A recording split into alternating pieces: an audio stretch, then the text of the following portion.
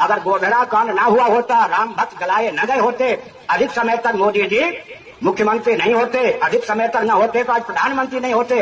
भाजपा का पूरा आपाद मस्तक वस्त्र शरीर राम भक्तों के खून से लथपथ है।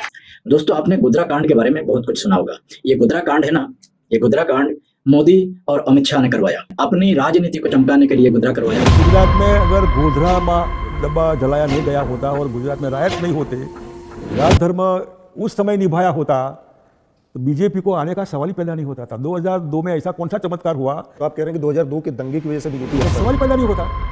रिकॉर्ड और डंके की चोट पर मैं कहता हूँ कि गोधरा का डब्बा जलवाया नहीं गया होता और मुसलमानों को मारे नहीं, काटे गए बच्चियों को, प्रेग्नेंट बहनों को, बुढ़ों को, बिल्कुल राक्षस लोग बन गए, बनाए गए। यही लोग थे, कल पड़ोसी थे। गोधरा नहीं किए होते, मोदी को मालूम था धार्मिक उन्माद फैलाने से ही उसकी राजनीति चमक सकती है। इसके लिए उसने पहले कारसेवकों को जलवाया, जले हुए मृतदेहों को वहां से उतार कर सीधा प्री प्लानिंग में काम हो रहा था। प्री प्लानिंग नहीं होता तो कैसे होता ये?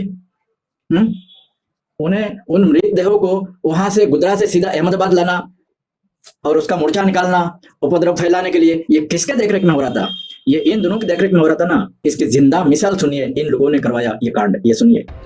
जो गुजरात में नरेंद्र भाई ने किया कोई नहीं कर सकता। जो उन्होंने किया है ना, किसी मुख्यमंत्री ने नहीं किया होगा। जो 20-25 साल से हमारी नजरों में जो लोग थे उनको चुन चुन के मारा है।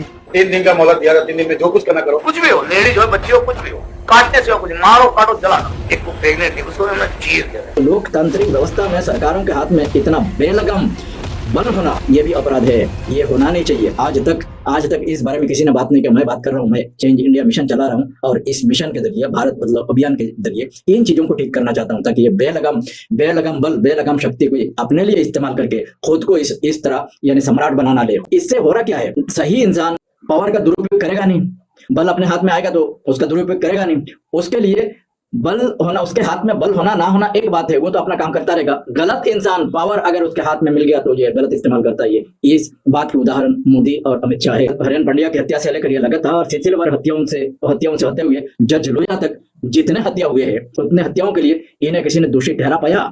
नहीं ठहरा पाया ना। क्यों? इसके लिए क्योंकि ये शासन में थे, और शासन जिसके हाथ में है उसके हाथ में इतना जबरदस्त बल नहीं होना चाहिए कि आपने अपने लिए सब कुछ अपने मुट्ठी में कर ले। यानी जितना शासन तंत्र में जितना बल है, जितना शक्ति है, सब खुद के लिए मैनेज कर ले। ऐसे बल नहीं होना चाहिए ना किसी के हाथ में।